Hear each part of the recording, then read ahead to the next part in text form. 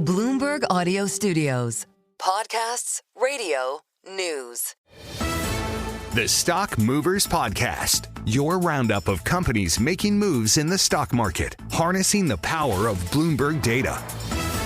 Let's take a look at some of the stocks on the move today. I'm Paul Sweeney alongside Alex Steele. And we're joined by Bloomberg's Denitsa Sakova. Denitsa, what are you looking at today? Let's look at some of the travel companies. Let's look at Norwegian Cruise Line, which is actually up about 1%. The ticker is NCLH. But when we started looking at that, this company actually took a big downgrade today. We have Argus Research cutting the recommendation on the cruise line operator to hold, writing, given the company's highly leveraged position, we think the current share price adequately reflects the situation, which the current share price, Norwegian was down 30% year to date. So that's a pretty big statement. Obviously, those stocks have been volatile during the Israel-Iran conflict. Today, we're seeing some relief. So that's the reason the stock is up today. But definitely a lot of pressure. We're seeing analysts clearly downgrading and putting more pressure, and air travel stocks are also suffering of that. That said, Argus remains positive on the stock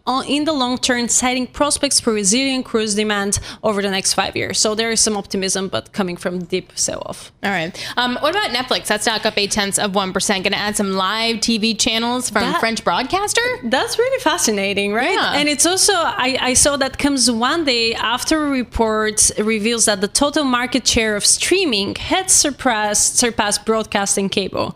And now Netflix is going after cable, clearly. The ticker is NFLX. It's seeing a little spike today, but it's interesting because it comes after comments from Netflix co-CEO. We obviously have this split from Warner Brothers and Discovery, and he said that this is part of a broader shakeout. So clearly, maybe they're looking to get more into that TV. Of course, this is just a kind of a smaller market. It's adding live television channels and show from French broadcaster TF1, but it's part of a bigger growth effort. Netflix is up 38% year to date.